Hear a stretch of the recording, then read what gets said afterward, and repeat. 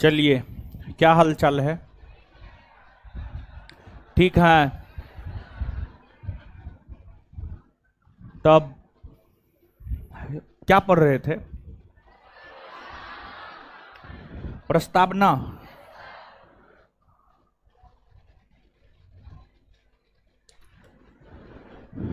प्रस्तावना पढ़ रहे थे ना?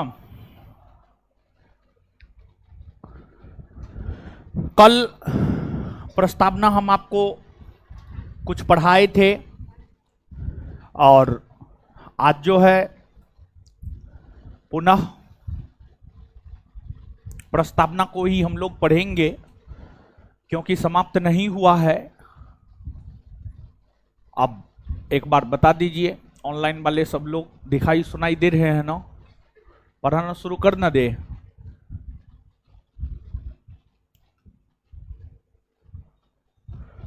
चलिए, सब ठीक है।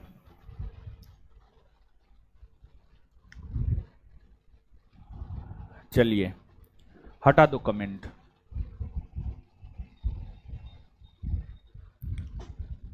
आइए समझते हैं। कल जहां समझाना छोड़े थे वहां से आगे हम आपको समझाना प्रारंभ करेंगे, लेकिन उससे पहले एक दो प्रश्न हम आपसे पूछ रहे हैं, सम्मिलित रूप से ही आप जवाब दीजिए। जो भारतीय संविधान की प्रस्तावना है,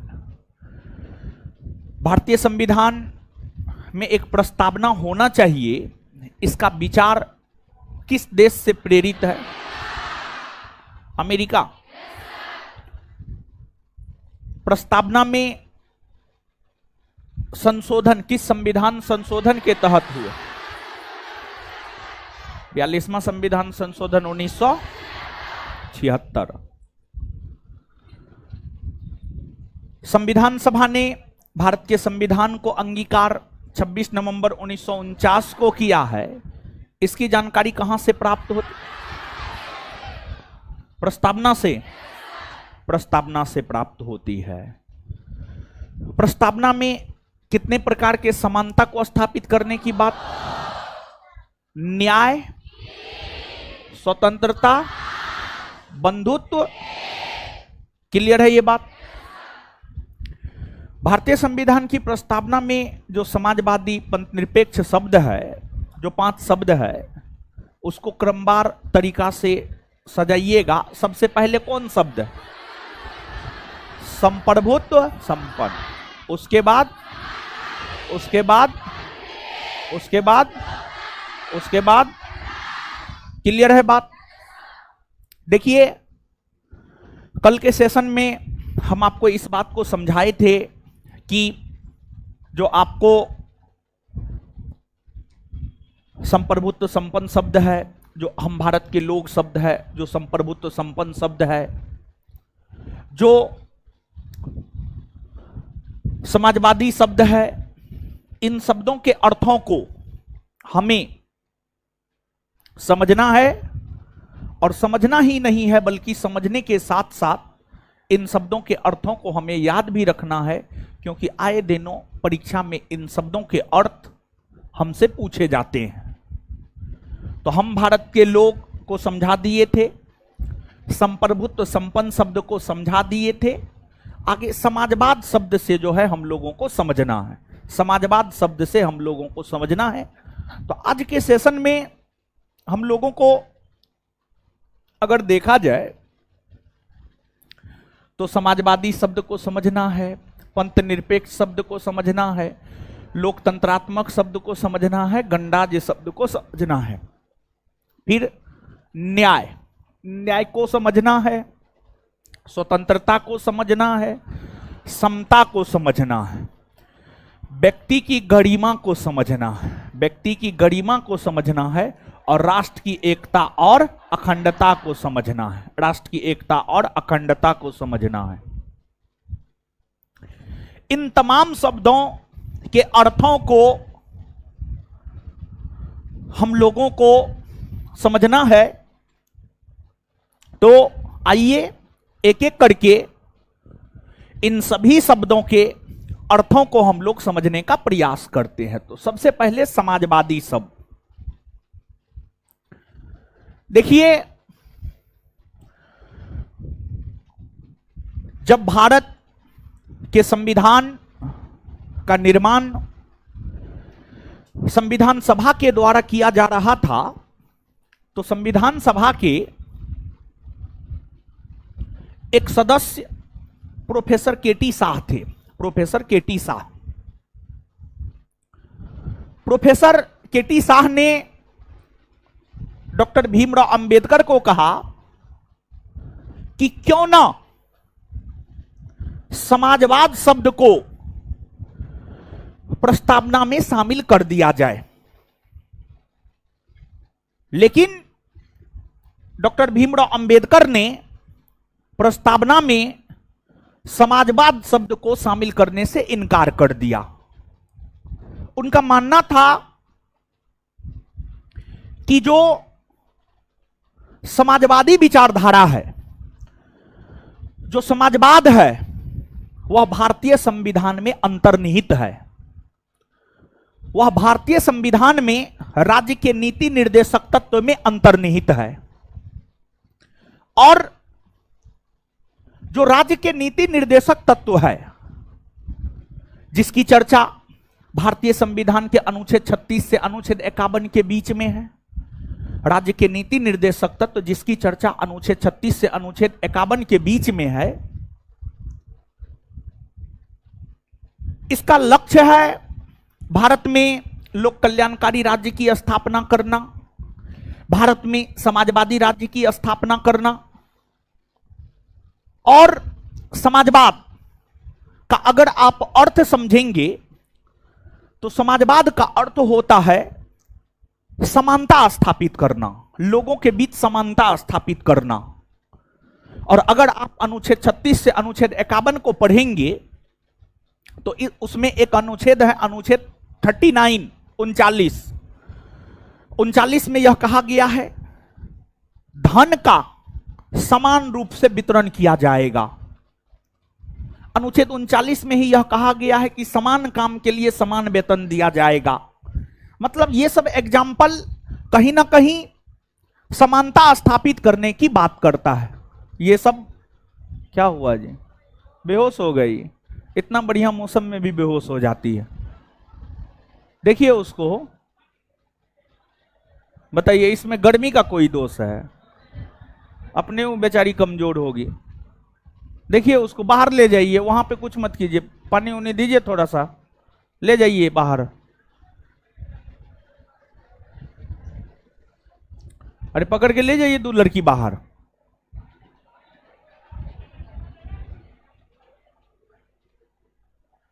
बताइए, अरे पकड़िए ना दो बढ़िया से। बैठिए आप लोग देख करके क्या कीजिएगा? ले जाइए उसको हॉस्पिटल, भर्ती कर दीजिए किसी हॉस्पिटल में। खाएगी पिएगी नहीं तो क्या होगा ये सब का? बताइए, आप लोग गर्मी को दोष देते हैं। आज कौन गर्मी है? हैं? अपना में कभी दोष दिए हैं? अपने आप को कभी दोष दिए हैं कि कमी हम में है? हम ना सही चीज खाते हैं ना सही से रहते हैं। हाँ, मोमो, पिज्जा, बर्गर, पानी पूरी, अजीब हाल है। चलिए भेज दीजिए उसको इलाज में। अब आप लोग शांति बनाइए। तो समझिएगा, तो ये सब जो एग्जाम्पल दिए हैं, ये सब एग्जाम्पल समाजवाद शब्द को परिभाषित करने के लिए हमने आपको दिया है। मतलब समाजवाद की अगर हम बात करें तो समाजवाद का अर्थ होता है समानता स्थापित करना, समाज में समानता स्थापित करना। समानता स्थापित करना समाजवाद का अर्थ होता है। और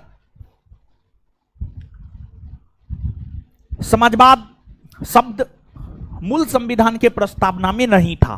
समाजवाद शब्द की अगर हम बात करें तो जो समाजवादी शब्द है, समाजवादी शब्द मूल संविधान के प्रस्तावना में नहीं था। प्रोफेसर केटी शाह ने डॉक्टर भीमराव अंबेडकर को इस शब्द को प्रस्तावना में शामिल करने को लेकर जब कहा तो डॉक्टर भीमराव अंबेडकर ने मना कर दिया, और डॉक्टर भीमराव अंबेडकर ने मना करते हुए यह कहा कि यह शब्द राज्य के नीति निर्देशक तत्व में अंतर्निहित है, यह शब्द राज्य के नीति निर्देशक तत्व में अंतर्निहित है, इसी वजह से अलग से प्रस्तावना में इसे शामिल करने की कोई जरूरत नहीं है। और फिर इसी वजह से मूल संविधान के प्रस्तावना में समाजवादी शब्द को शामिल नहीं किया गया। लेकिन आगे चलकर प्रस्तावना में जो सिर्फ एकमात्र बार संविधान संशोधन हुआ है, 42वां संविधान संशोधन 1976 के तहत, 42वां संविधान संशोधन 1976 के तहत ही प्रस्तावना में समाजवादी शब्द को जोड़ा गया, प्रस्तावना में समाजवादी शब्द को जोड़ा गया। और समाजवाद एक प्रकार की विचारधारा है, और समाजवाद कई प्रकार के होते हैं। मार्क्सवादी समाजवाद, गांधीवादी समाजवाद, लोकतांत्रिक समाजवाद। तो भारत में समाजवादी राज्य की स्थापना करने की बात की गई है, लेकिन अगर भारत की हम लोग बात करें तो भारत लोकतांत्रिक समाजवाद है। भारत की अगर हम लोग बात करें तो भारत में समाजवाद का जो वैरायटी मौजूद है वह है आपको लोकतांत्रिक समाजवाद, लोकतांत्रिक समाजवाद। और देखिए, लोकतांत्रिक समाजवाद को अगर आप देखेंगे तो लोकतांत्रिक समाजवाद की विचारधारा को एक्सेप्ट करने वाले देशों में मिश्रित अर्थव्यवस्था देखने को मिलती है। जैसे कि अगर भारत की हम लोग बात करें तो भारत की जो अर्थव्यवस्था है वह आपको मिश्रित अर्थव्यवस्था है। भारत की जो अर्थव्यवस्था है वह आपको मिश्रित अर्थव्यवस्था है। और आप इकोनॉमिक्स भी पढ़े हैं, सर आपको बताए होंगे कि मिश्रित अर्थव्यवस्था उस अर्थव्यवस्था को कहा जाता है जिसमें सरकारी कंपनियां और निजी कंपनियां दोनों का एक साथ अस्तित्व हो, दोनों एक साथ अस्तित्व में हो, तो उसे ही मिश्रित अर्थव्यवस्था कहा जाता है। और भारत की अगर आप बात करेंगे तो भारत में जो है आपको मिश्रित अर्थव्यवस्था देखने को मिलती है। और भारत में जो मिश्रित अर्थव्यवस्था देखने को मिलती है, इसको लेकर के भी हम यह बात कह सकते हैं कि भारत में जो है आपको लोकतांत्रिक समाजवाद है, भारत में लोकतांत्रिक समाजवाद है। और अगर आप कांग्रेस की बात करेंगे तो कांग्रेस ने 1955 के अपने अबारी अधिवेशन में, अबारी चेन्नई में पड़ता है, अबारी एक जगह का नाम है, चेन्नई में पड़ता है, और चेन्नई पड़ता है तमिलनाडु में, चेन्नई पड़ता है तमिलनाडु में। तमिलनाडु के चेन्नई के अबारी में 1955 ईस्वी में कांग्रेस का वार्षिक अधिवेशन हुआ था। और कांग्रेस का जो वार्षिक अधिवेशन हुआ था, कांग्रेस अपने इसी 1955 के अबारी के वार्षिक अधिवेशन में समाजवाद शब्द को स्पष्ट करने का काम किया था। समाजवाद शब्द को जो है स्पष्ट करने का काम किया था कि आखिरकार कांग्रेस के अनुसार समाजवाद का मतलब क्या होता है, कांग्रेस के अनुसार समाजवाद का मतलब क्या होता है। यहां पर बेसिकली जो परीक्षा के लिहाज से आपको याद रखना है वो इस बात को याद रखना है कि समाजवादी शब्द को कि संविधान संशोधन के तहत प्रस्तावना में जोड़ा गया था। तो जो समाजवाद शब्द है उसे संविधान की प्रस्तावना में 42वां संविधान संशोधन 1976 के तहत जो है आपको जोड़े गए थे। समाजवाद के बाद आगे है पंथ निरपेक्ष, आगे है आपको पंथ निरपेक्ष। देखिए, पंथ निरपेक्ष शब्द की भी अगर हम लोग बात करें, यह शब्द भी मूल संविधान की प्रस्तावना में नहीं था। पंथ निरपेक्ष शब्द भी मूल संविधान की प्रस्तावना में नहीं था। इसे भी संविधान संशोधन के तहत ही जोड़ा गया है, और इसे भी 42वां संविधान संशोधन 1976 के तहत ही जोड़ा गया है। पंथ निरपेक्ष शब्द को भी 42वां संविधान संशोधन 1976 के तहत ही जो है प्रस्तावना में जोड़ा गया है। अब पंथ निरपेक्ष का अर्थ क्या होता है, पंथ निरपेक्ष राष्ट्र किसे कहा जाता है? देखिए, वैसा राष्ट्र या वैसा देश जिसका अपना कोई धर्म ना हो, जिस राष्ट्र का या जिस देश का अपना कोई धर्म ना हो, बल्कि उस देश में सभी धर्मों को एक समान अधिकार दिया जाता हो, बल्कि उस देश में सभी धर्मों को एक समान अधिकार दिया जाता हो, तथा वह राष्ट्र किसी विशेष धर्म द्वारा संचालित ना होता हो, उसी राष्ट्र को पंथनिरपेक्ष राष्ट्र कहते हैं। या वैसा राष्ट्र जिसमें धर्म और राज्य दोनों अलग अलग हो, धर्म और राज्य दोनों अलग अलग हो, वह भी जो है आपको पंथनिरपेक्ष राष्ट्र कहलाता है। मतलब सीधे तौर पर आप सोचिए ना इस बात को, मतलब जिस देश में सभी धर्म के लोग रहते हो, जिस देश में सभी धर्म के लोग रहते हो, जिस देश में शासन किसी धर्म विशेष द्वारा ना संचालित किया जाता हो, वही पंथनिरपेक्ष राष्ट्र कहलाता है। जैसे भारत की अगर हम लोग बात करें तो भारत एक पंथनिरपेक्ष राष्ट्र है। और भारत एक पंथनिरपेक्ष राष्ट्र है, यह बात हम लोग इसलिए कह सकते हैं क्योंकि भारत नामक राष्ट्र का अपना कोई धर्म नहीं है। भारत में शासन प्रशासन किसी विशेष धर्म के द्वारा संचालित नहीं किया जाता है। और भारत सभी धर्मों को एक समान दृष्टिकोण से देखता है। भारत सभी धर्मों को एक समान दृष्टिकोण से देखता है। भारत में हिंदू भी रहते हैं, भारत में मुस्लिम भी रहते हैं, भारत में सिख भी रहते हैं, भारत में ईसाई भी रहते हैं। सब कोई भारत में रहता है। और भारत का शासन प्रशासन किसी धर्म विशेष द्वारा नहीं चलाया जाता है, बल्कि भारत के शासन प्रशासन की अगर हम लोग बात करें तो भारत का शासन प्रशासन भारत की आम जनता द्वारा निर्वाचित, आम जनता द्वारा चुनी गई जो सरकार होती है, उस सरकार के द्वारा जो है आपको भारत में शासन प्रशासन चलाया जाता है। जैसे वर्तमान में केंद्र में मोदी जी की सरकार है, तो केंद्र की मोदी सरकार को हिंदू, मुस्लिम, सिख, ईसाई, बौद्ध, जैन, पारसी सभी समुदाय के लोगों ने चुना है। और फिर केंद्र की मोदी सरकार जो है देश के भीतर शासन प्रशासन चलाने का काम कर रही है। और कल हमने आपको इस बात को स्पष्ट किया था कि संसद, अगर आपको स्मरण हो तो, संसद संविधान के हर प्रावधान में संशोधन कर सकती है, लेकिन संविधान के वैसे प्रावधान जो संविधान के मूल ढांचा के अंतर्गत आती है, उसमें संसद संशोधन नहीं कर सकती। और जो पंथनिरपेक्ष शब्द है, पंथनिरपेक्ष शब्द की अगर हम लोग बात करें तो यह शब्द सुप्रीम कोर्ट के जजमेंट के अनुसार संविधान के मूल ढांचा में आता है, संविधान के बेसिक स्ट्रक्चर में आता है। देखिए, एक केस है SR Bombay case 1994, SR Bommai case 1994। SR Bommai case 1994 में ही सुप्रीम कोर्ट ने अपने जजमेंट में यह कहा है कि जो पंथनिरपेक्ष शब्द है यह संविधान के मूल ढांचा में आता है। जो पंथनिरपेक्ष शब्द है यह संविधान के मूल ढांचा में आता है। और यही वजह है कि प्रस्तावना से पंथनिरपेक्ष शब्द को संसद भी नहीं हटा सकता। प्रस्तावना से पंथनिरपेक्ष शब्द को संसद भी नहीं हटा सकता। और जब संसद भी पंथनिरपेक्ष शब्द को प्रस्तावना से नहीं हटा सकता है, तो भारत कभी भी हिंदू राष्ट्र भी नहीं बन सकता है। भारत कभी भी हिंदू राष्ट्र भी नहीं बन सकता है। और आप इस बात को जानिए, किसी भी राष्ट्र, किसी भी देश का अब आप अध्ययन कीजिए, वही राष्ट्र लगातार विकास करता रहा है जो पंथनिरपेक्ष है। इसका सबसे बेहतर उदाहरण है आपको अमेरिका। वहीं दूसरी ओर वैसे राष्ट्र जो किसी विशेष धर्म द्वारा संचालित होता हो, उसका दुर्गति ही हुआ है। और इसका सबसे बेहतर उदाहरण है अफगानिस्तान, पाकिस्तान, ये सब है।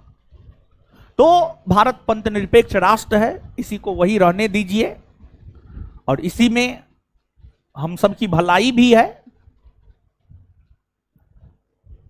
तो ये चीज है, इसको आप याद रखिएगा। आशा करते हैं पंथ निरपेक्ष शब्द को आप समझे होंगे। इसके बाद आगे है लोकतंत्रात्मक। देखिए, जो लोकतंत्र शब्द है, लोकतंत्र, लोकतंत्र,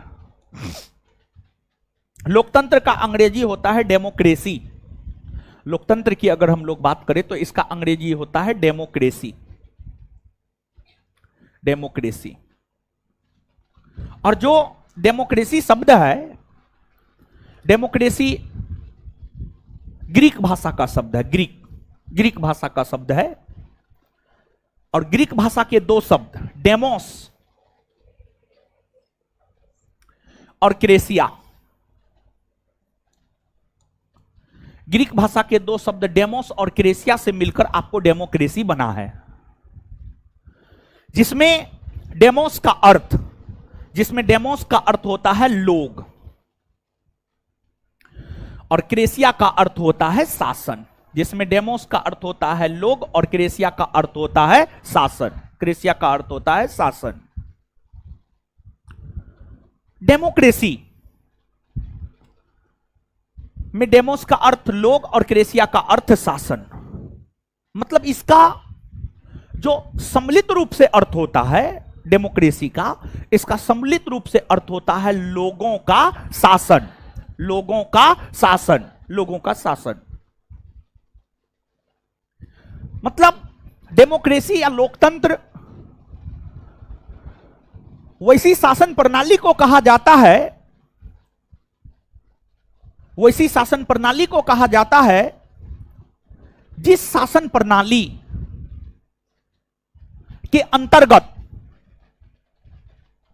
अंतिम रूप से शक्ति आम जनता के हाथ में हो, अंतिम रूप से शक्ति आम जनता के हाथ में हो, या जहां जनता के द्वारा चुने गए प्रतिनिधियों का शासन हो,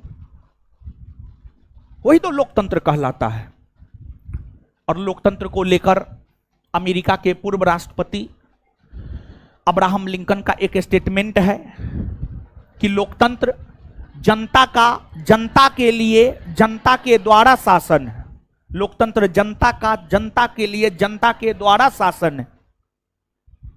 और अगर आप भारत की बात करेंगे तो भारत लोकतांत्रिक राष्ट्र है, भारत में लोकतंत्र है, भारत में डेमोक्रेसी है। और भारत में डेमोक्रेसी है, यही वजह है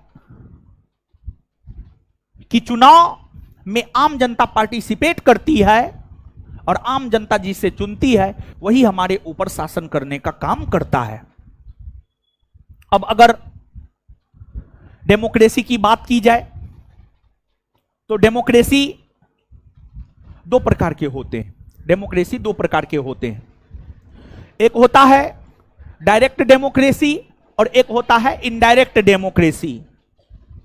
मतलब हिंदी में प्रत्यक्ष लोकतंत्र और अप्रत्यक्ष लोकतंत्र, और अप्रत्यक्ष लोकतंत्र। तो डेमोक्रेसी की अगर बात की जाए, लोकतंत्र की अगर बात की जाए तो लोकतंत्र दो प्रकार का होता है। एक होता है प्रत्यक्ष लोकतंत्र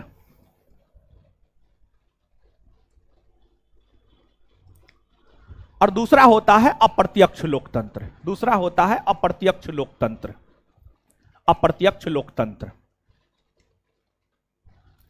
अब समझिएगा यहां पर प्रत्यक्ष लोकतंत्र किसे कहते हैं, प्रत्यक्ष लोकतंत्र किसे कहते हैं और अप्रत्यक्ष लोकतंत्र किसे कहते हैं।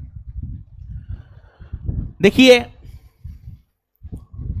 वैसी शासन प्रणाली जिसमें शासन प्रशासन में प्रत्यक्ष तौर पर आम जनता की भागीदारी सुनिश्चित होती हो, वही प्रत्यक्ष लोकतंत्र कहलाता है। वैसी शासन प्रणाली जिसमें प्रत्यक्ष तौर पर शासन प्रशासन में आम जनता भागीदार होता हो, प्रत्यक्ष तौर पर आम जनता भागीदार होता हो, प्रत्यक्ष तौर पर आम जनता भागीदार होता हो, वही प्रत्यक्ष लोकतंत्र कहलाता है। और प्रत्यक्ष लोकतंत्र का सबसे बेहतर उदाहरण स्विट्जरलैंड को माना जाता है। प्रत्यक्ष लोकतंत्र की अगर हम लोग बात करें तो प्रत्यक्ष लोकतंत्र का जो सबसे बेहतर उदाहरण माना जाता है वह आपको स्विट्जरलैंड को माना जाता है। और प्रत्यक्ष लोकतंत्र की कुछ विशेषता है। मूलतः प्रत्यक्ष लोकतंत्र की 3 विशेषता है। मूलतः प्रत्यक्ष लोकतंत्र की 3 विशेषता है। और मूलतः प्रत्यक्ष लोकतंत्र की जो 3 विशेषता है, एक है आपको वापस बुलाने का अधिकार, राइट टू रिकॉल, वापस बुलाने का अधिकार।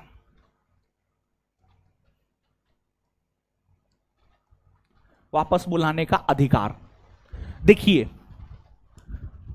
जैसे अगर आप भारत की बात करेंगे तो भारत में प्रत्यक्ष लोकतंत्र नहीं है। और भारत ही नहीं बल्कि विश्व के अधिकतर देशों की अगर आप बात करेंगे तो विश्व के अधिकतर देशों में प्रत्यक्ष लोकतंत्र नहीं है। विश्व के अधिकतर देशों में अप्रत्यक्ष लोकतंत्र है, इनडायरेक्ट डेमोक्रेसी है। भारत हो, अमेरिका हो, कनाडा हो, इन सभी देशों में अप्रत्यक्ष लोकतंत्र है। अप्रत्यक्ष लोकतंत्र है, इनडायरेक्ट डेमोक्रेसी है। और इनडायरेक्ट डेमोक्रेसी में क्या होता है, मतलब अप्रत्यक्ष लोकतंत्र में क्या होता है, अप्रत्यक्ष लोकतंत्र में शासन प्रशासन में, अप्रत्यक्ष लोकतंत्र में शासन प्रशासन में जनता की भागीदारी प्रत्यक्ष तौर पर नहीं होती है, बल्कि जनता के द्वारा चुने गए प्रतिनिधियों के द्वारा शासन प्रशासन चलाया जाता है। जैसे भारत की अगर हम लोग बात करें तो भारत में क्या कानून को बनाने में आप पार्टिसिपेट करते हैं, मतलब आम जनता पार्टिसिपेट करती है? नहीं। भारत में कानून को बनाने में आम जनता के द्वारा चुने हुए जो प्रतिनिधि होते हैं वो पार्टिसिपेट करते हैं। भारत में कानून का निर्माण भारत की संसद करती है। संसद के अंतर्गत राष्ट्रपति, लोकसभा, राज्यसभा आते हैं। तो भारत की आम जनता लोकसभा में जिसे चुनकर भेजता है, जिस प्रतिनिधि को चुनकर भेजता है, वह कानून का निर्माण करता है। और वही कानून का निर्माण करता है और वही उसी कानून के तहत हम लोगों के ऊपर शासन प्रशासन भी करने का काम करता है। और एक बार हम लोग जिसे लोकसभा में चुनकर भेज देते हैं, 5 वर्ष तक तो उसको वापस नहीं बुला सकते हैं। मान लिया जाए कि आपका कोई एमपी बन गया, मान लिया जाए कि पटना साहिब लोकसभा क्षेत्र है, पटना साहिब लोकसभा क्षेत्र के एमपी बने हैं रविशंकर प्रसाद। अब जो रविशंकर प्रसाद हैं 5 वर्ष तक तो एमपी के पद पर रहेंगे, वो काम करे या नहीं करे। रविशंकर प्रसाद काम करे तब पर भी रहेंगे, अगर काम नहीं करे तब पर भी रहेंगे। अप्रत्यक्ष लोकतंत्र में समय से पहले कुछ नहीं होता है, लेकिन प्रत्यक्ष लोकतंत्र की अगर हम लोग बात करें तो प्रत्यक्ष लोकतंत्र में शासन करने वाले जो प्रतिनिधि होते हैं, अगर वे अपने कर्तव्यों का निर्वहन नहीं करते हैं तो उनको वापस बुला लिया जाता है, उनको वापस बुला लिया जाता है। प्रत्यक्ष लोकतंत्र की यह विशेषता है। फिर प्रत्यक्ष लोकतंत्र की दूसरी विशेषता है जनमत संग्रह। प्रत्यक्ष लोकतंत्र की दूसरी विशेषता है जनमत संग्रह।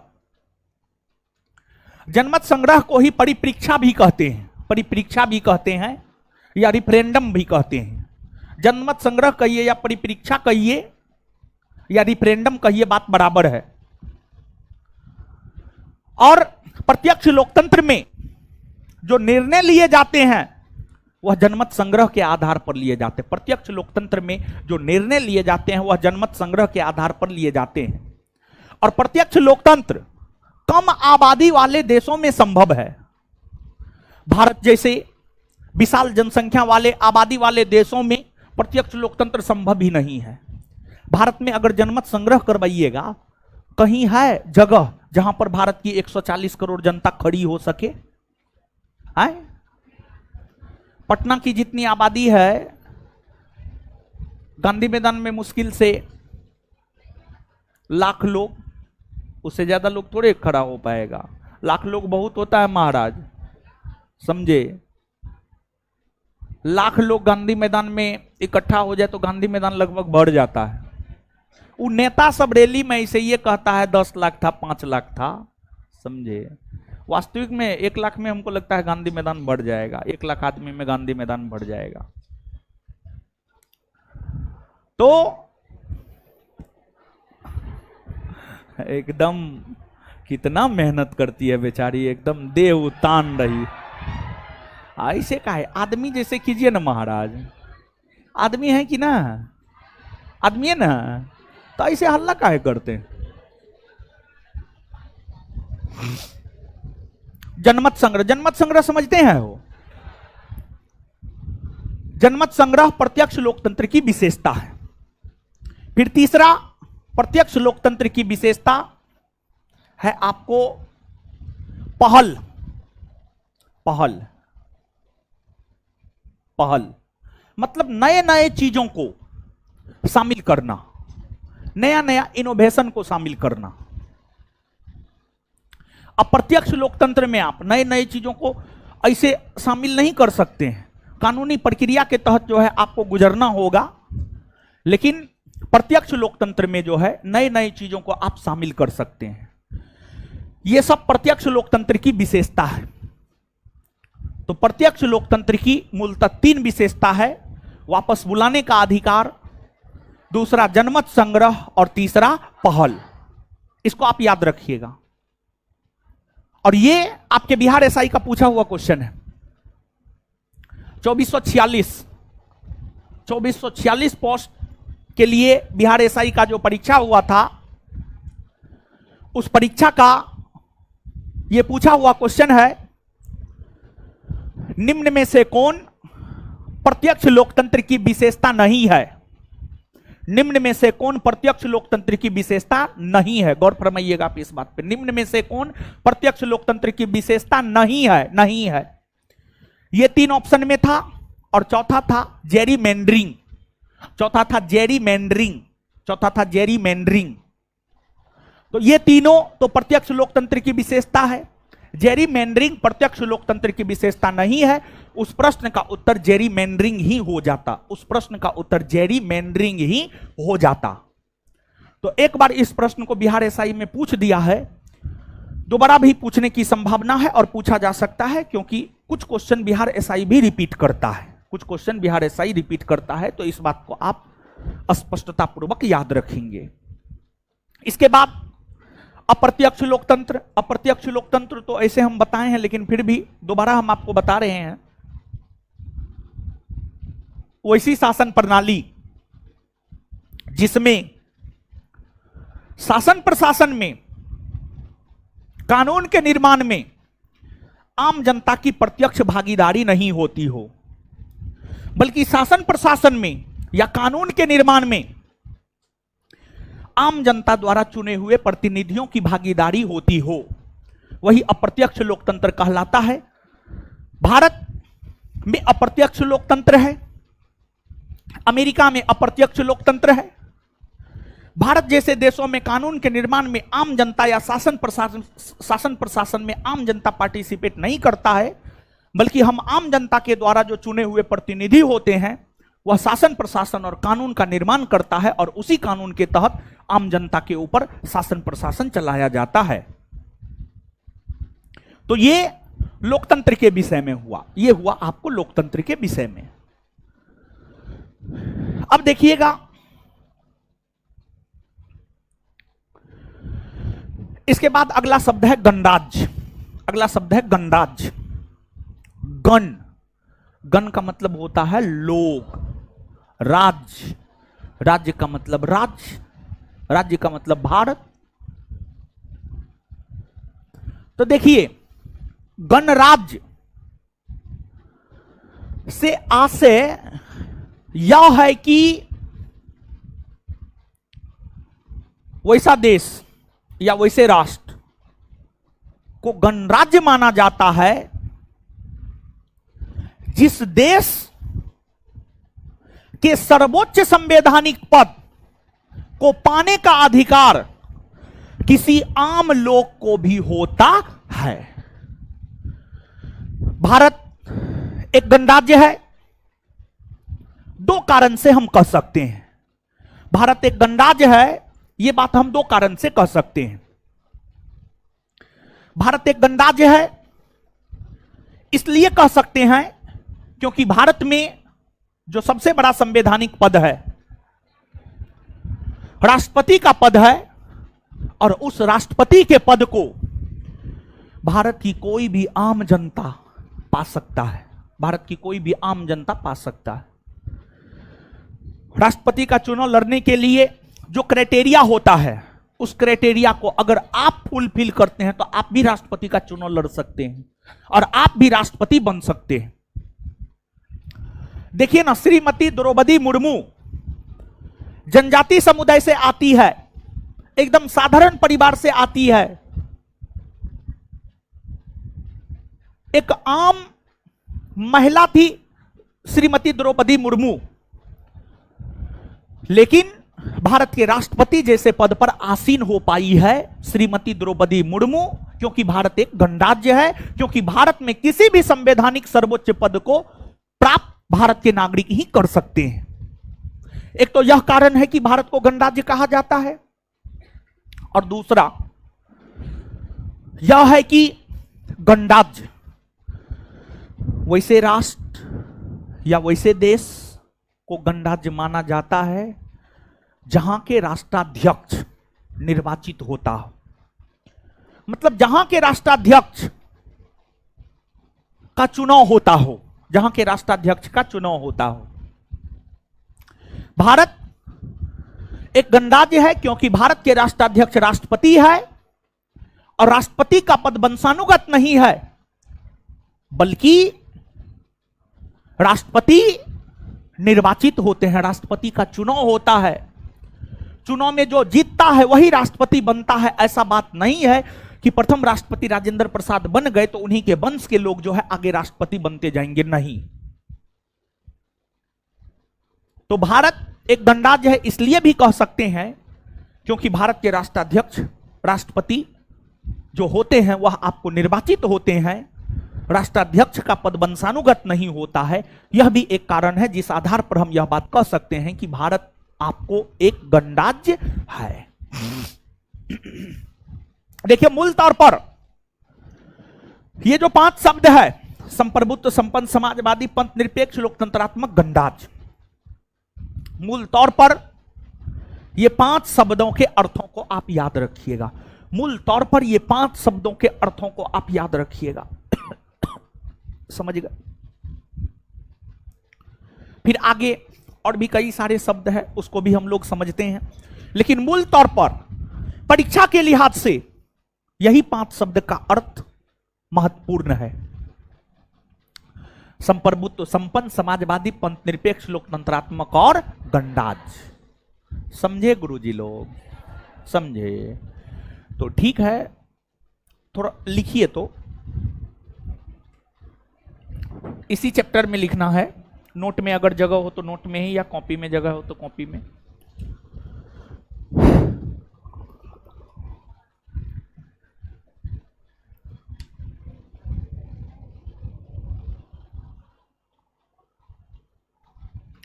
लिखिएगा।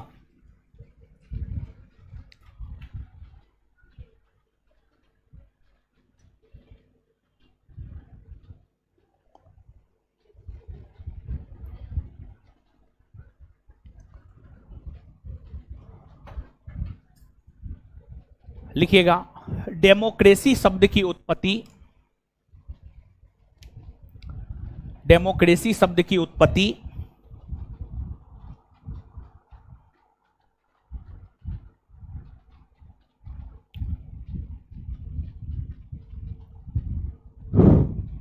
डेमोक्रेसी शब्द की उत्पत्ति ग्रीक भाषा के दो शब्द, डेमोक्रेसी शब्द की उत्पत्ति ग्रीक भाषा के दो शब्द,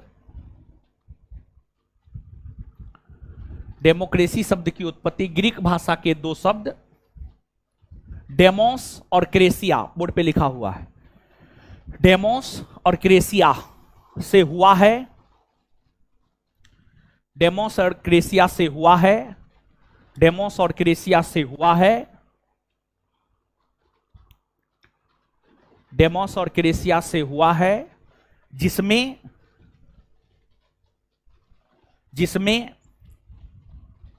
डेमोस का अर्थ लोग, जिसमें डेमोस का अर्थ लोग, जिसमें डेमोस का अर्थ लोग और क्रेसिया का अर्थ शासन, और क्रेसिया का अर्थ शासन, जिसमें डेमोस का अर्थ लोग और क्रेसिया का अर्थ शासन होता है,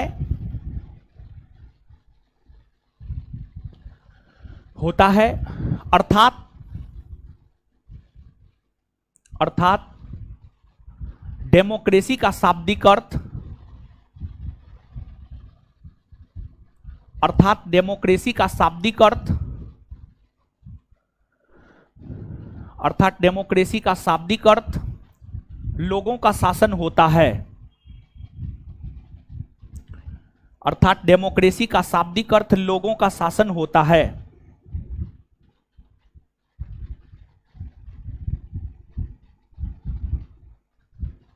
अब नीचे से, प्रत्यक्ष लोकतंत्र की तीन प्रमुख विशेषता निम्न है, नीचे से, प्रत्यक्ष लोकतंत्र की तीन प्रमुख विशेषता निम्न है,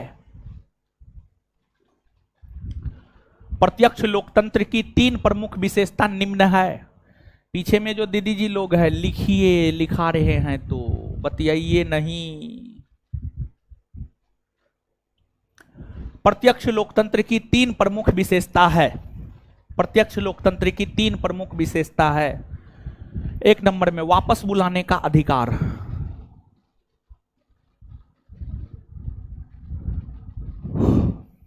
वापस बुलाने का अधिकार,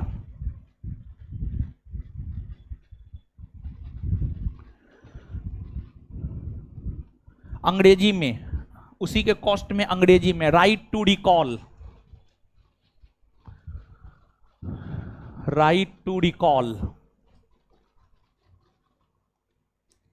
वापस बुलाने का अधिकार, उसी के कॉस्ट में इसका अंग्रेजी होता है right to recall, right to recall. दो नंबर में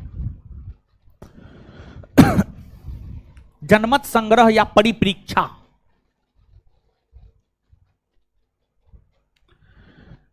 इसी का अंग्रेजी होता है रिफरेंडम,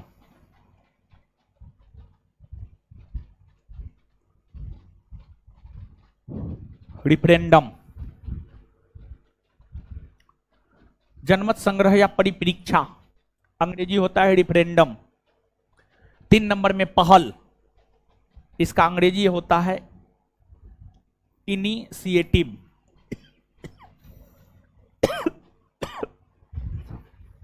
अंग्रेजी भी लिख लीजिएगा क्योंकि अंग्रेजी भी कभी काल ऑप्शन में दे देता है।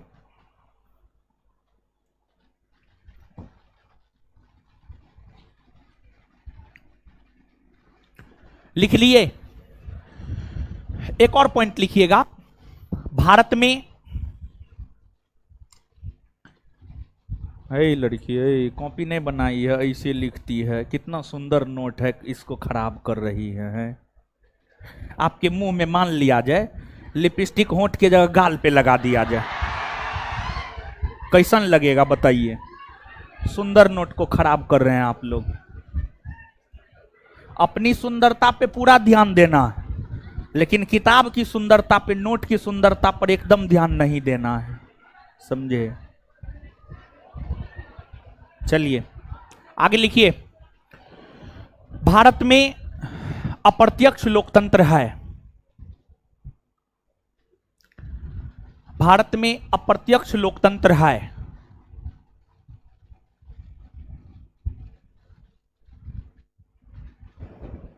सबका वही हाल है, मैक्सिमम लोगों का वही हाल है।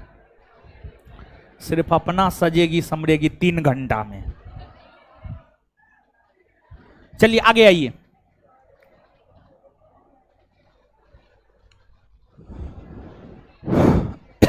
चलिए आइए, न्याय। आइए बोर्ड पे न्याय। अब हम लोग न्याय शब्द को समझते हैं। न्याय है, बोर्ड पे आइए, लिख लिए हैं, इधर उधर करना बंद कीजिए, बोर्ड पे आइए पहले।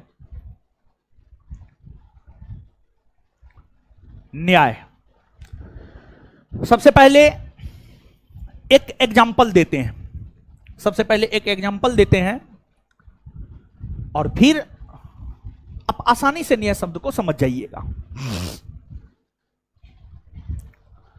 मान लिया जाए कि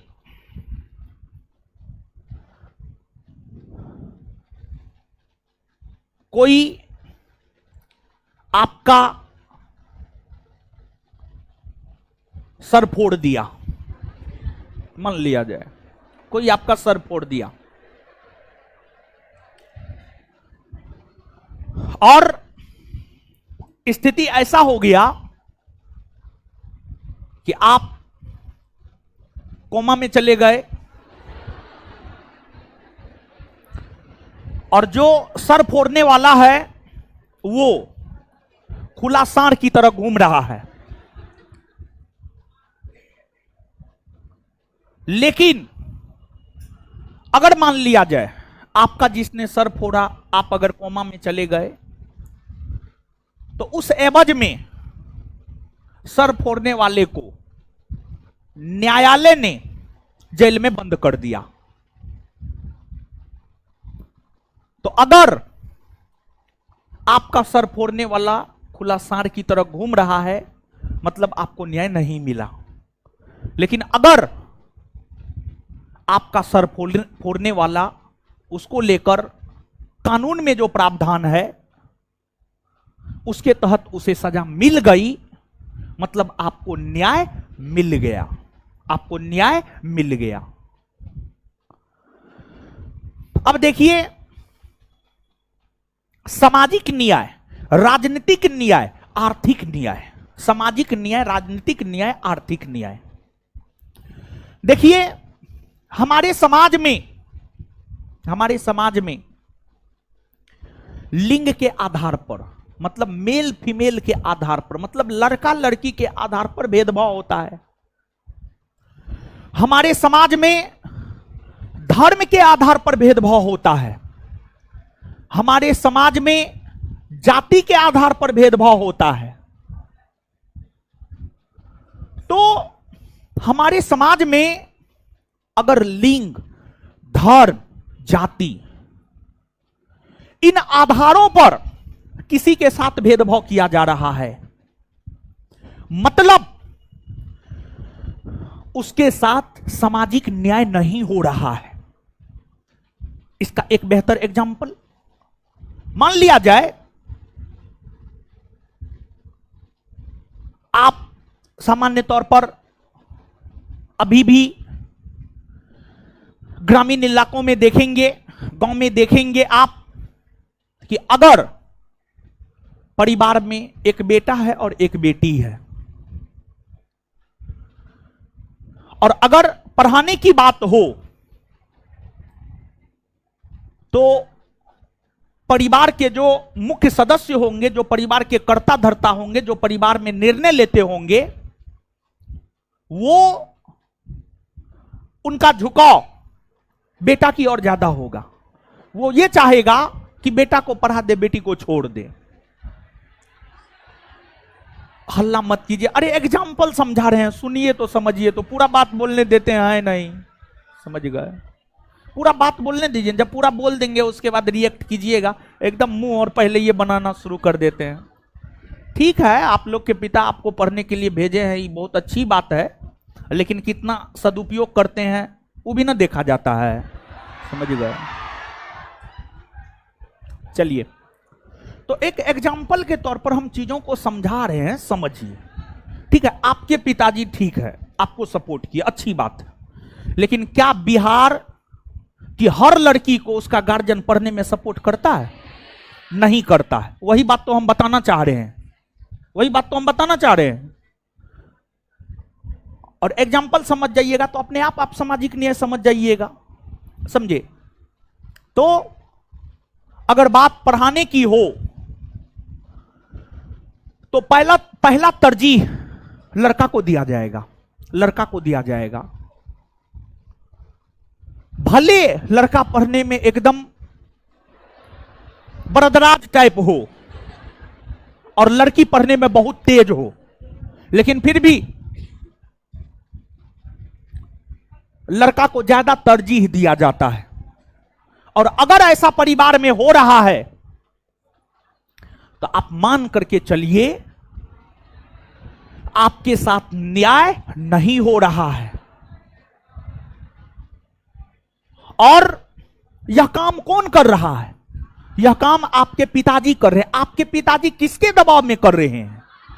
समाज के दबाव में कर रहे हैं। यह काम आपके पिताजी कर रहे हैं, लेकिन पिताजी अपनी मर्जी से नहीं कर रहे हैं, बल्कि समाज के दबाव में कर रहे हैं, समाज के दबाव में कर रहे हैं। तो अगर आपके साथ ऐसा होता है तो आप मान करके चलिए आपके साथ सामाजिक न्याय नहीं हो रहा है। कुछ समझे हैं? इसके बाद दूसरा है आपको आर्थिक न्याय। आर्थिक न्याय, देखिए आर्थिक न्याय की अगर हम लोग बात करें तो आर्थिक न्याय का कदापि यह मतलब नहीं होता है बड़े संपत्ति वाले लोगों से उनका संपत्ति लेकर गरीब लोगों में बांट दिया जाए। आर्थिक न्याय का कदापि यह मतलब नहीं होता है, बल्कि अगर बात आर्थिक न्याय की करें तो आर्थिक न्याय का मतलब होता है देश के सभी नागरिकों को मूलभूत आवश्यकता उपलब्ध करवाना। और आम नागरिकों की मूलभूत आवश्यकता क्या है? रोटी, कपड़ा और मकान। रोटी, कपड़ा और, आप देखते होंगे, हल्ला मत कीजिए, आप देखते होंगे कि सरकार के द्वारा बेघरों को प्रधानमंत्री आवास योजना के तहत पक्का मकान उपलब्ध करवाया जा रहा है। सरकार के द्वारा गरीब लोगों को खाने के लिए अनाज दिया जा रहा है प्रति माह 5 किलो के हिसाब से। तो यही तो है आर्थिक न्याय। आर्थिक न्याय का मतलब सरकार के द्वारा भारत की सभी आम जनता को मूलभूत जरूरत की वस्तुओं को उपलब्ध करवाना।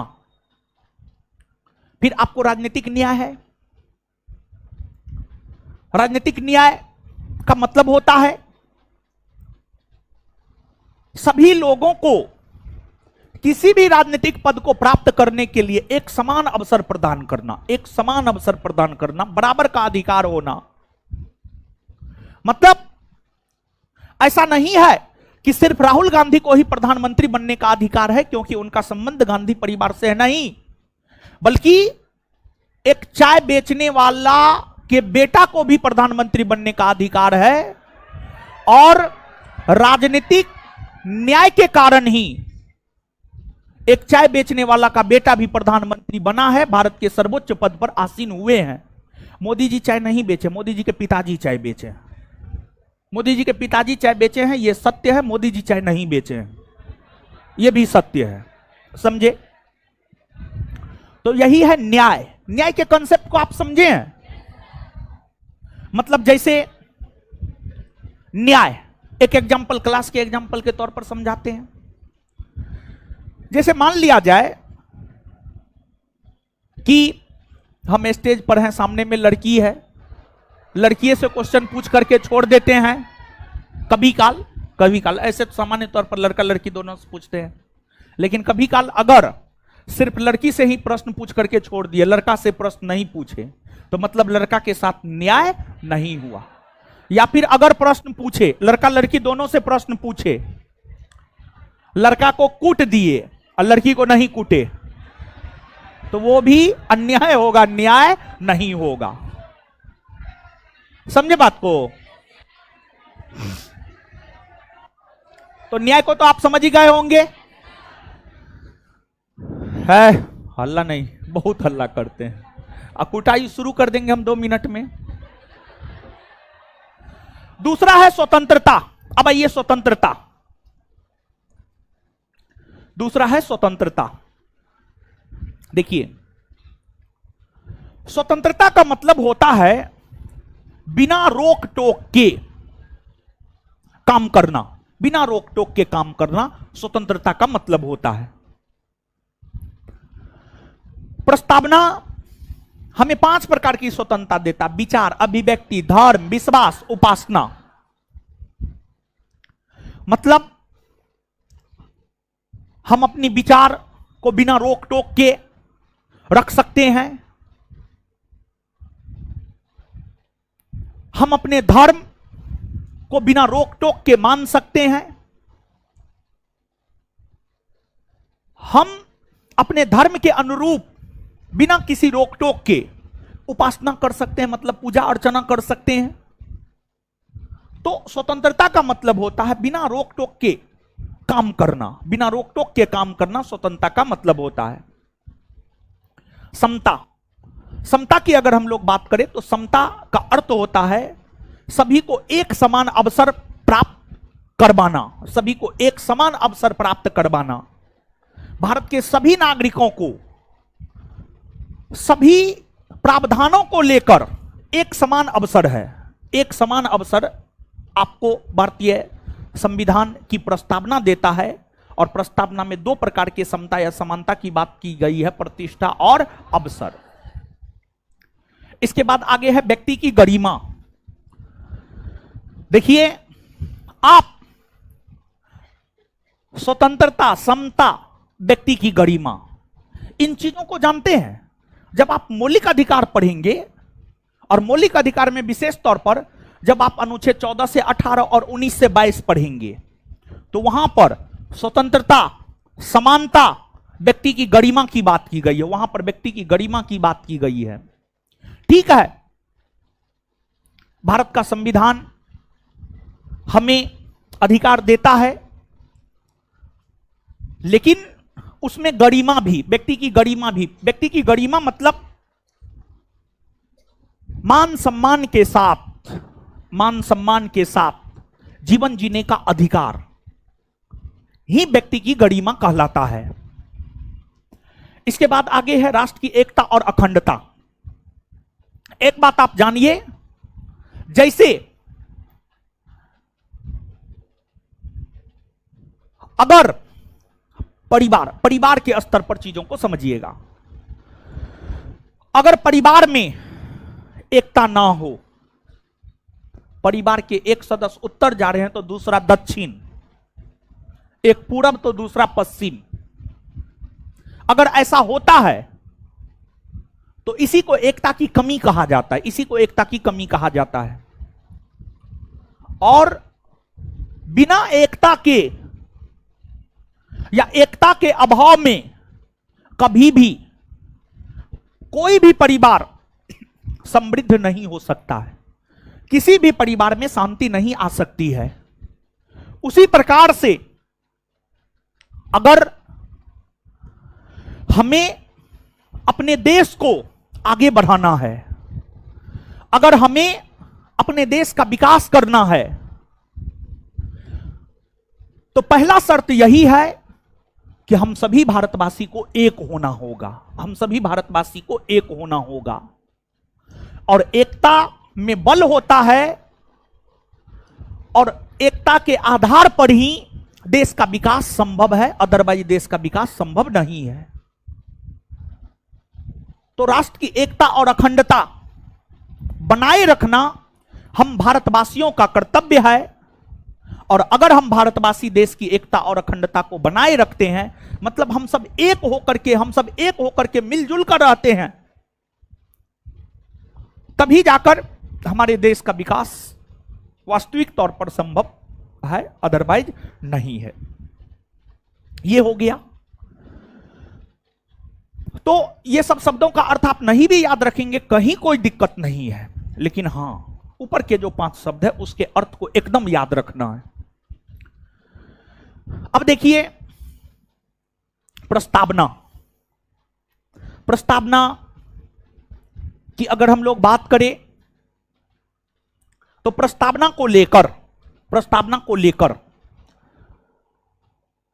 कभी कभार असमंजस की स्थिति बनी रही है, और प्रस्तावना को लेकर कभी कभार असमंजस की यह स्थिति बनी रही है कि प्रस्तावना संविधान का भाग है या संविधान का भाग नहीं है। तो कभी कहा गया है कि प्रस्तावना संविधान का भाग है, कभी कहा गया है संविधान का भाग नहीं है। तो देखिए, विशेष तौर पर सुप्रीम कोर्ट ने अपने अलग अलग जजमेंट में प्रस्तावना को लेकर के अलग अलग प्रकार की बातें कही है। सुप्रीम कोर्ट ने कभी प्रस्तावना को संविधान का अंग माना है, सुप्रीम कोर्ट ने कभी प्रस्तावना को संविधान का अंग नहीं माना है। तो आप समझिएगा, सुप्रीम कोर्ट का एक जजमेंट आया है 1960 में प्रस्तावना को लेकर के, सुप्रीम कोर्ट का एक जजमेंट आया है 1967 में, और सुप्रीम कोर्ट का एक जजमेंट आया है 1973 में, और सुप्रीम कोर्ट का एक जजमेंट आया है 1994 में, और एक जजमेंट आया है 1995 में।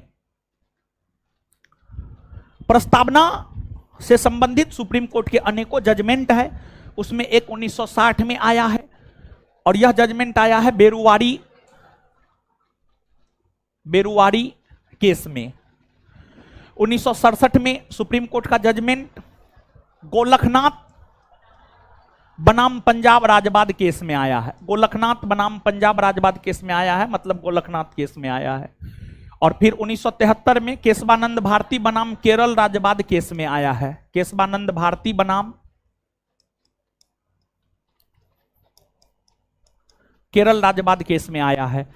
फिर 1994 में एस.आर. बोमई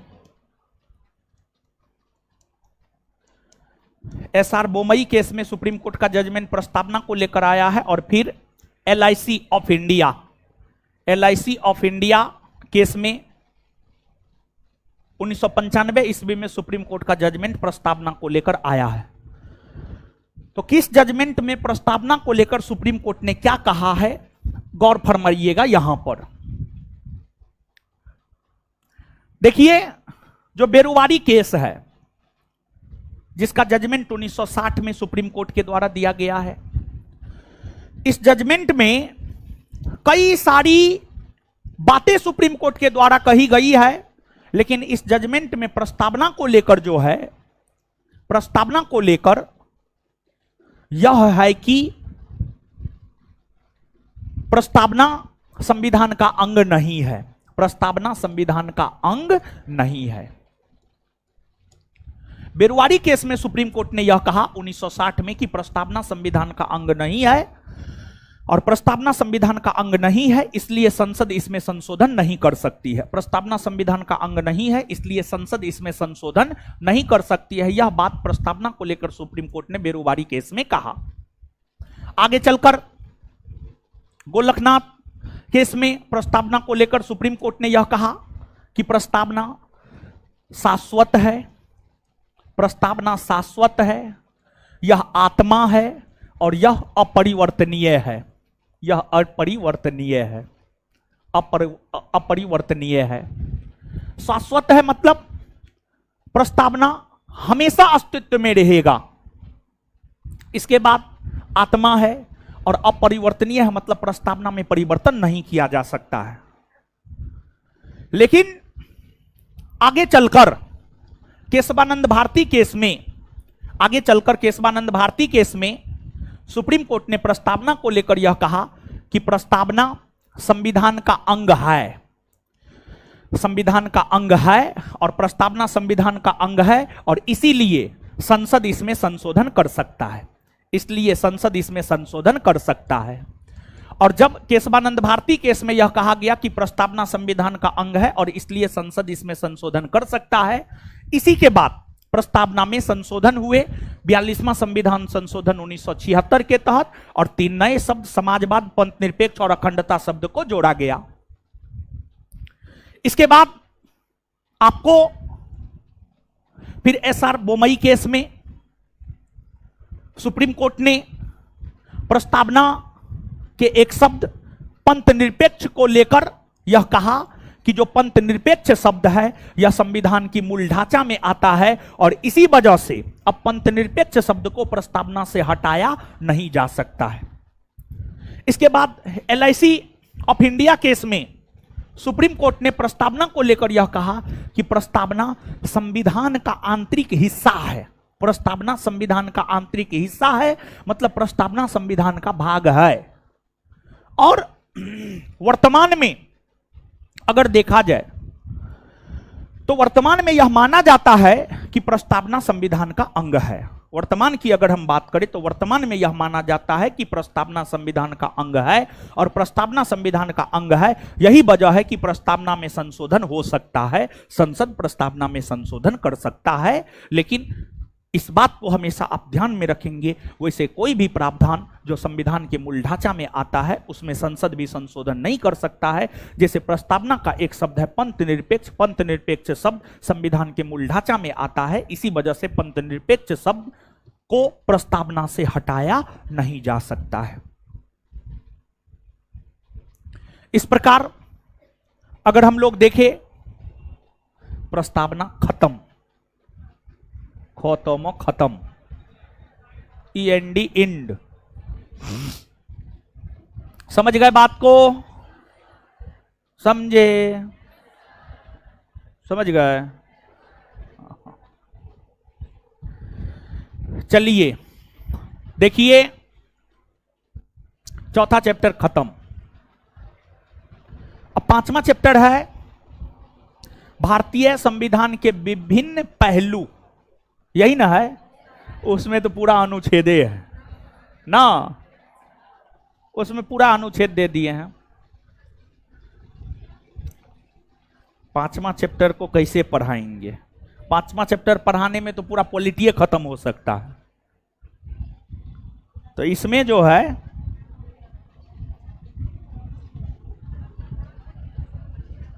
बता देंगे थोड़ा बहुत, हाँ पढ़ाएंगे, पढ़ाने लायक है, पढ़ाना पड़ेगा। सिर्फ अनुच्छेद नहीं बताएंगे, बाद बाकी चीज बता देंगे।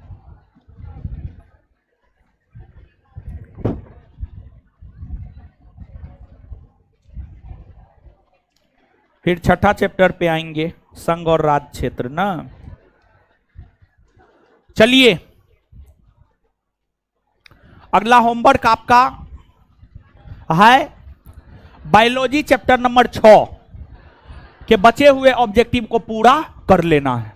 ये आपका अगला होमवर्क है, समझे? और प्रस्तावना का रिवीजन कर लेना है, और प्रस्तावना का रिवीजन कर लेना है, पूरा सब्जेक्टिव होमवर्क प्रस्तावना का आगे देंगे। और कल हम आपको होमवर्क दिए हुए थे, कुछ प्रस्तावना याद करके आना है। करके आए हैं याद? कौन कौन याद करके आए हैं? लड़की में कौन प्रस्तावना सुनाएगी? लड़की में कौन कौन पूरा प्रस्तावना सुना सकती है? कौन कौन सुना सकती है? हाथ खड़ा कीजिए तो।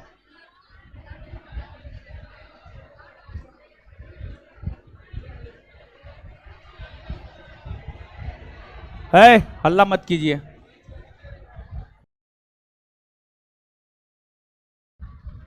सुनाइए प्रस्तावना। यहां पे नहीं ना है? हाँ जोर से बोलिए, जोर से बोलिए, सुनाई नहीं दे रहा है। हाँ हाँ हाँ हाँ हाँ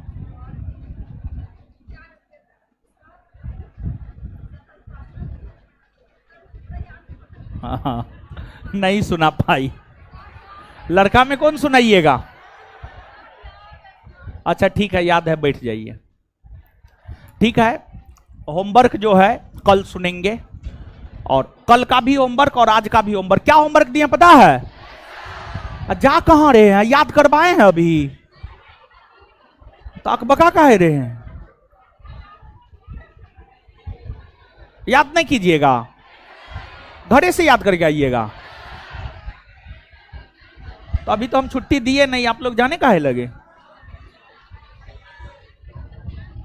है बैठिए, है दीजिए, नोट दीजिए, लड़के नोट दीजिए,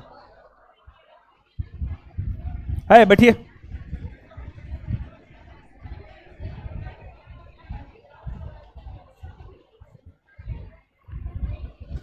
चलिए बताइए, आए गुरुजी लोग, समाजवाद शब्द की संविधान संशोधन के तहत प्रस्तावना में जोड़ा गया। भारतीय समाजवाद कैसा समाजवाद है? लोकतांत्रिक समाजवाद। भारतीय समाजवाद कैसा समाजवाद है? वैसा राष्ट्र या वैसा राज्य या वैसा देश जिसका अपना कोई धर्म ना हो, कैसा राष्ट्र कहला? पंथ। भारत में कैसा लोकतंत्र है? अप्रत्यक्ष। भारत में कैसा लोकतंत्र है? स्विट्जरलैंड में कैसा लोकतंत्र है? वापस बुलाने का अधिकार, पहल, जनमत संग्रह। किस लोकतंत्र की विशेषता है? प्रत्यक्ष ना। प्रत्यक्ष लोकतंत्र की 3 प्रमुख विशेषता कौन कौन है? पहला, दूसरा, तीसरा। क्लियर है? वैसा देश या वैसा राष्ट्र जहां के राष्ट्राध्यक्ष निर्वाचित होता है, क्या कहलाता? क्या कहलाता है? प्रस्तावना में सामाजिक, आर्थिक, राजनीतिक, न्याय शब्द कौन क्रांति से प्रभावित है? रूसी स्वतंत्रता, समानता, बंधुत्व शब्द कौन क्रांति से प्रभावित है? आगे बताइएगा, किस केस में सुप्रीम कोर्ट ने यह कहा प्रस्तावना संविधान का भाग नहीं है, इसलिए संसद उसमें संशोधन नहीं कर सकती है? बेरुवाड़ी। किस वाद में सुप्रीम कोर्ट ने यह कहा प्रस्तावना शाश्वत है, आत्मा है और अपरिवर्तनीय है? किस वाद में सुप्रीम कोर्ट ने यह कहा प्रस्तावना संविधान का अंग है और इसलिए संसद इसमें संशोधन कर सकती है? किस वाद में सुप्रीम कोर्ट ने यह कहा कि पंथ निरपेक्ष शब्द संविधान के मूल ढांचा में आता है? किस केस में सुप्रीम कोर्ट ने यह कहा प्रस्तावना संविधान का आंतरिक हिस्सा है? किसमें कहा? क्लियर है? घर पे पूरा प्रस्तावना याद कर लीजिएगा, आइएगा अगले क्लास में हम पूछेंगे आपसे। समझ गए? हमको निकलने दीजिए, तब कोई निकलिएगा। धन्यवाद सभी लोगों का।